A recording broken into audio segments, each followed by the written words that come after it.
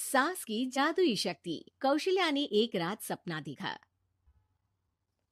कौशल्या राजपूत, तुमने किए हैं जीवन में अच्छे अच्छे कर्म, इसलिए अब से जब तुम चाहो गायब हो सकती हो, जिसके लिए तुमको सिर्फ चुटकी बजानी होगी और चुटकी बजाते ही तुम गायब। बस एक बात का ध्यान रखना, जहां तुमने कोई गलत काम किया तुमसे ये शक्ति वापस ले ली जाएगी। कौशल्या की नींद टूट जाती है। ये कैसा सपना था? गायब हो जाऊंगी मतलब? हे भगवान! कंबल ओढ़ के सो जाती हूँ, सपना कंबल के अंदर नहीं घुस पाएगा। कौशल्या डर के मारे कंबल ओढ़ के सो जाती है। सुबह कौशल्या मंदिर जाने लगती है। अरे बहू, जल्दी चल, भिखारियों को खाना भी तो खिलाना है। हाँ माँ जी, अभी आई। आज तो खीर और पूरी बने हैं, सब खुश हो जाएंगे। दोनों सास बहू कार से खाने का सामान लेकर मंदिर पहुंचते हैं और भगवान की आराधना के बाद मंदिर के बाहर बैठे भिखारियों को खाना खिलाने लगते हैं। दीदी, आप हर हफ्ते आते हो, इतना सारा करते हो हम लोगों के लिए।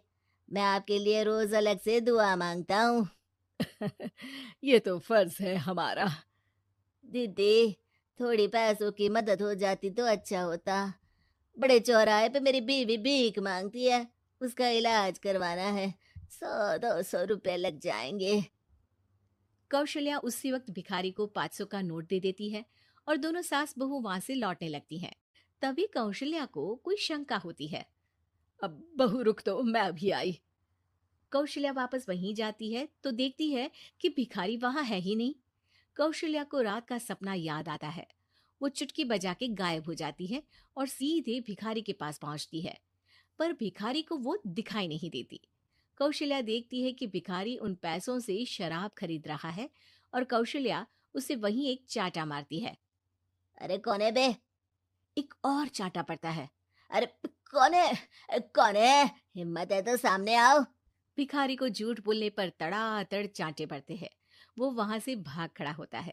कौशल्या चुटकी बजा के वापस बहू के पास आ जाती है और मन ही मन सोचती है, ऐसे तो मैं कितने गलत काम रोक सकती हूँ, कितनी ताकतवर हूँ मैं, किसी को पता भी नहीं चलेगा। सासू माँ, आप क्या सोच रही हो? अब कुछ नहीं, कुछ भी तो नहीं। ठीक है, मुझे ना थोड़े पैसों की जरूरत थी। मेरे कजिन भाई है ना, उनकी तबीयत थोड़ी इधर उधर हो रही है। वो तो खुद से नहीं कहेंगे कि पैसे दे दो, पर बहन होने के नाते मेरा तो फर्ज बनता है ना कि भाई की मदद करूं। अरे हाँ हाँ, ले जाना पैसे। पैसे इसीलिए तो कमाते हैं कि जरूरत में काम आ सके। घर पहुंच के कौशल्या अपनी बहू को 10,000 रुपए दे देती है। कब जाएगी तुम मायके? कल शाम की ट्रेन है। दोनों काम में लग जाती हैं। तभी काम वाली दीदी वहां आती है। आज ना मैं आप लोगों के लिए पनीर बनाऊंगी। ठीक है, मंगवा लेती हूँ पनीर। पड़ोस की दुकान वाला पनीर दे जाता है और काम वाली बाई पनीर से रेसिपी बनाने लगती है। आज अपनी सुपर पावर काम वाली बाई पे ट्राई करती हूँ, देखूं तो सही किचन में करती क्या है ये। सास चुटकी बजा के गायब हो जाती है और किचन में पहुंचती है। बाई को खबर भी नहीं है कि कौशल्या भी किचन में ही है। आज तो मैं भी पनीर की सब्जी बनाऊंगी रात को अपने घर, और थोड़ा सा घी भी रख लेती हूँ। वैसे भी कौशल्या बुढ़िया खा खा के मोटी हो गई है। कौशल्या बाई की चोरी पकड़ लेती है और गुस्से में बाई की चोटी ऊपर उठा देती है। बाई को समझ भी नहीं आता कि उसकी चोटी खड़ी कैसे होगी। वो डर के मारे चीख पड़ती है। बहू भागते हुए किचन में आती है। अरे क्या हुआ? ये तुम्हारी चोटी खड़ी कैसे है? करंट लग गया है क्या? पता नहीं, शायद किचन में ना भूत है। बाई वहां से भाग खड़ी होती है और कौशल्या चुटकी बजा के अपने कमरे में टीवी देखने लगती है। बहू वहां जाती है। माँ जी, किचन में ना भूत है, बाई भाग गई। अरे भागने देना, भूत का तो पता नहीं, किचन में चोर जरूर था और वो थी अपनी काम वाली। अच्छा हुआ चली गई। बहू को कुछ समझ नहीं आया। उसने किचन में जो देखा उसके सदमे में जो थी वो अभी तक। अगले दिन बहू अपने मायके के लिए निकल जाती है। कहीं भिखारी और काम वाली की तरह बहू भी तो मुझे धोखा नहीं दे रही। अरे कहीं वो पैसे ले जाके शॉपिंग तो नहीं करने वाली ना। अभी पता लगाती हूँ। मुझसे कुछ छिपा है भला? जैसे भगवान सब देख रहा है वैसे ही मैं भी सब देख रही हूँ। सास को अपनी शक्ति पर घमंड आ गया था। अब वो अब अच्छे काम करने की जगह अपनी शक्ति का इस्तेमाल खुद का शक मिटाने के लिए कर रही थी। वो चुटकी बजाती ही बहू के मायके चली जाती है। भैया, आपने बताया क्यों नहीं कि इतनी तबीयत खराब है?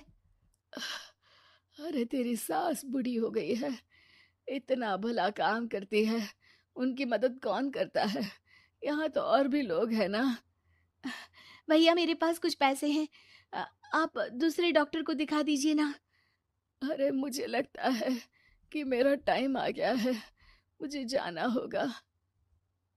कमरे में भाई की आत्मा को लेने यमदूत आ चुके थे। कौशल्या भले ही किसी को नहीं दिख रही थी, पर यमदूत ने उसे देख लिया। यही आत्मा है शायद, परछाई दिख रही है, पहले ही तैयार खड़ी है। अरे आप कौन हो? यमराज का नाम सुना है? हैं? आप यमराज हो क्या? नहीं, हम उनके यहाँ जॉब करते हैं, आत्मा उठा के ले जाते हैं डिलीवरी वाले। चलो अब तुम्हारा टाइम पूरा हो गया।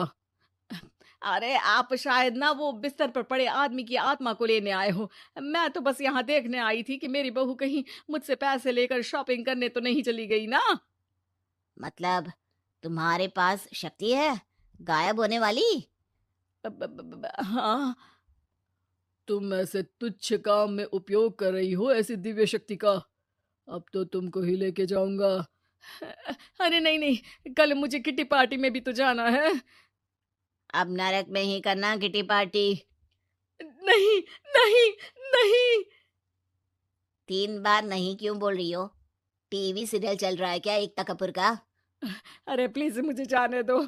आप तो उस बीमार आदमी की आत्मा को लेने आए थे ना, गलत डिलीवरी करोगे तो यमराज डांटेगा ना। बात तो सही कर रही हो, पर हमको उस पे दया आ गई। अभी उसकी उम्र ही क्या है, पर कुछ तो लेके जाना पड़ेगा ना। एक काम करो, अपनी शक्ति दे दो, गायब होने वाली हैं। अरे क्यों? तुम पृथ्वीलोक का भ्रष्टाचार रोक सकती थी, चोरी रोक सकती थी, अरे कोरोना रोक सकती थी, पर तुमने अपनी बहू की जासूसी करना शुरू कर दिया। अरे लेकिन किंतु परंतु। यमदूत सास की शक्ति लेके वापस चले जाते हैं। कौशल्या की परछाई हवा से नीचे गिरती है और जमीन पे आते आते कौशल्या का शरीर सामने आ जाता है। अरे लग गई, कितने ऊपर से फेंका। माँ जी, आप यहाँ ऊपर से कैसे गिरी? अरे समदन जी, आप अचानक कमरे में। सब घबरा जाते हैं। सास बहू को सारी बात बता देती है। ये लो आपके 10,000 रुपये। आपको मुझ पे इतना भी भरोसा नहीं है? अरे बहन, मुझे दर्द नहीं हो रहा है, अब अचानक से सब अच्छा होने लगा है। अरे तो फिर बिस्तर से उठ जाओ और मुझे लेटने दो, गिरी हूं ऊपर से तो पूरा बदन दुख रहा है।